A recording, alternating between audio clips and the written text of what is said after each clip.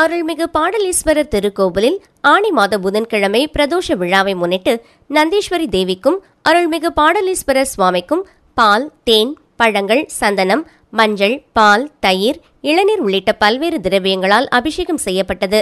இந்நிகழ்ச்சியில் ஏராளமான பக்தர்கள் நந்தி தேவிக்கு நடைபெற்ற மகா அபிஷேகத்தை பயபக்தியுடன் சுவாமி தரிசனம் செய்தனர். சுமார் 1300 வருடங்கள் பழமை வாய்ந்த இத்திருக்கோவில் காசிக்கு நிகரான புண்ணிய தலமாக போற்றப்படுகிறது. இக்கோவிலில் வீற்றிருக்கும் அருள்மிகு ஸ்ரீ பெரியநாயகி உடனுரை பாடலீஸ்வரர் திருக்கோவிலில் பிரதோஷ வழிபாட்டில் முதலில் நடராஜர், சிவகாமி சுந்தரிக்கு மகா தீபாராதனை காட்டப்பட்டு அதன் பின்னர் நந்தி தேவிக்கும் பாடலீஸ்வரருக்கும் சங்கொலி மற்றும் மேளதாளங்கள் முழக்கத்துடன் மகா தீபாராதனை காட்டப்பட்டன. இந்நிகழ்ச்சியில் ஏராளமான பக்தர்கள் பங்கேற்று சுவாமி தரிசனம் செய்தனர். காசிக்கு 3 முறை சென்று வந்த புண்ணியம் இத்திருக்கோவிலில் ஒருமுறை தரிசனம் செய்தாலே கிடைக்கும். அத்தகைய சிறப்பு மிக்க அருள்மிகு பெரியநாயகி உடனுரை பாடலீஸ்வரர் திருக்கோவிலில் சிவகணேஷ் தலைமையில் ஆனி மாத புதன்கிழமை பிரதோஷ விழா வெகு சிறப்பாக நடைபெற்றது.